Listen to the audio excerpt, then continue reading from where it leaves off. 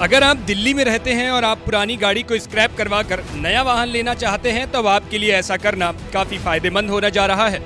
दिल्ली सरकार ने पुराना वाहन स्क्रैप नई गाड़ी खरीदने वालों को रोड टैक्स में भारी छूट देने का ऐलान किया है।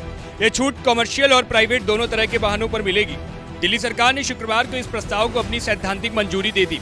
अब यह फाइल अंतिम मंजूरी के लिए उपराज्यपाल के पास भेजी गई है। वहां से अंतिम मंजूरी मिलने के बाद इस प्रस्ताव को दिल्ली में लागू कर दिया जाएगा। प्रस्ताव के मुताबिक दिल्ली सरकार के रजिस्टर्ड स्क्रैपिंग सेंटर्स में पुराने वाहन की स्क्रैपिंग करवाने पर सर्टिफिकेशन ऑफ डिपॉजिट जारी किया जाएगा।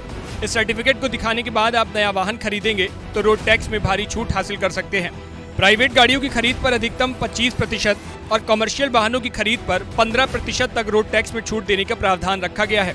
जो नॉन ट्रांसपोर्ट यानी कि प्राइवेट व्हीकल्स हैं, उन्हें नए वाहन की कीमत और ईंधन के प्रकार के आधार पर रोड टैक्स में 8 से 25% तक की छूट मिलेगी।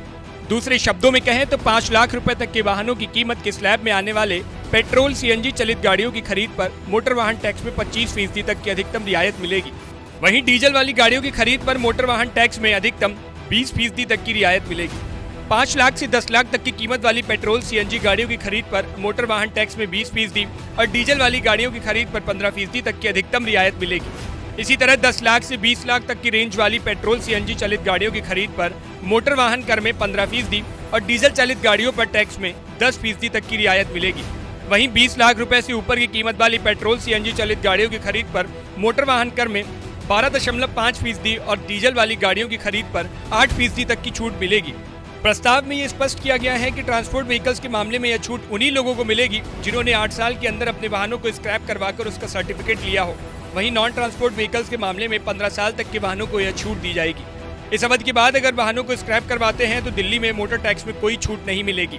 दिल्ली के परिवहन मंत्री कैलाश गहलोत ने कहा है कि इस नीति के अमल में आने के बाद शहर में वाहनों की भीड़भाड़ को कम करने और प्रदूषण फैला रहे हजारों वाहनों को सड़क से कम करने में मदद मिलेगी। उन्होंने लोगों से अपील की है कि वे जब भी नए वाहन की खरीद का प्लान करें तो कोशिश करें कि इलेक्ट्रिक व्हीकल ही लें। इससे दिल्ली में प्रदूषण में कमी आएगी, साथ ही लोगों को पेट्रोल डीजल की बढ़ती कीमतों पर लगाम लगाने में मदद मिलेगी।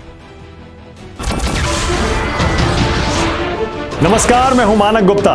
अगर आपको हमारा ये वीडियो पसंद आया हो तो इसे लाइक और शेयर जरूर करें और हाँ, हमें सब्सक्राइब और फॉलो करना ना भूलें ताकि आप देश और दुनिया की कोई खबर मिस ना करें। तो जुड़े रहिए हमारे साथ और देखते रहिए न्यूज़ 24। नमस्कार, मैं हूं मानक गुप्ता। अगर आपको हमारा ये वीडियो पसंद आया हो तो इसे लाइक और शेयर जरूर करें और हाँ, हमें सब्सक्राइब और फॉलो करना ना भूलें ताकि आप देश और दुनिया की कोई खबर मिस ना करें। तो जुड़े रहिए हमारे साथ और देखते रहिए न्यूज़ 24।